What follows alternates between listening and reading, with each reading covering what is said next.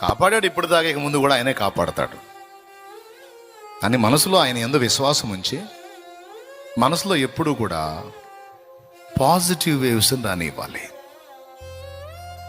Positive వేవ్స్ని అంటే అనుకూలమైన ఆలోచనలు, ఆశీర్వాదకరమైన ఆలోచనలు, దీవెనకరమైన ఆలోచనలని ఎప్పుడు సరఫరా కానివ్వాలి.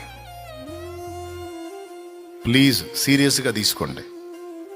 నేను చెప్పింది తీసుకుంటే మీ రోగాలు తగ్గుతాయి, మీరు ఎదుర్కొంటున్న శోధనలు పోతాయి, ఆత్మీయంగా బలపడతారు, అన్ని విధాలా దీవించబడతారు.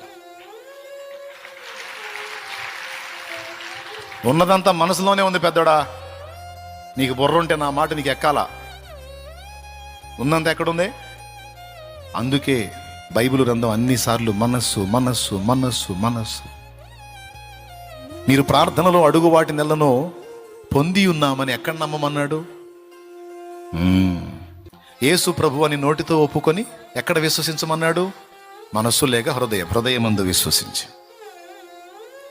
మనసులో విశ్వాసం నీకు రక్షణ ఆధారం, మనసులో విశ్వాసం నీకు అద్భుతాలకు ఆధారం, మనసులో మార్పు నిత్య జీవానికి ఆధారం, మనసులో ఒత్తిడి నీ రోగానికి కారణం, మనస్సులో సందేహం నీ దరిద్రానికి కారణం.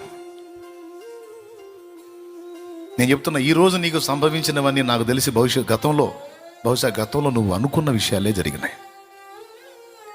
నువ్వు అనుకోనివేవో జరగల. నీ మనస్సులో నీ లోపలి పొరల్లో ఎప్పుడో ఏదో ఊహించావు నువ్వు, అదే జరిగింది.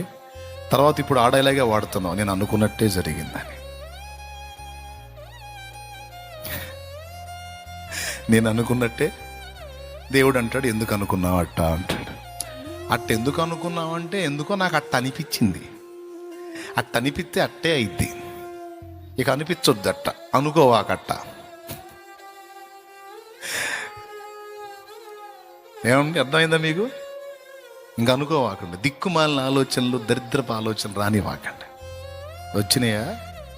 అయిందే.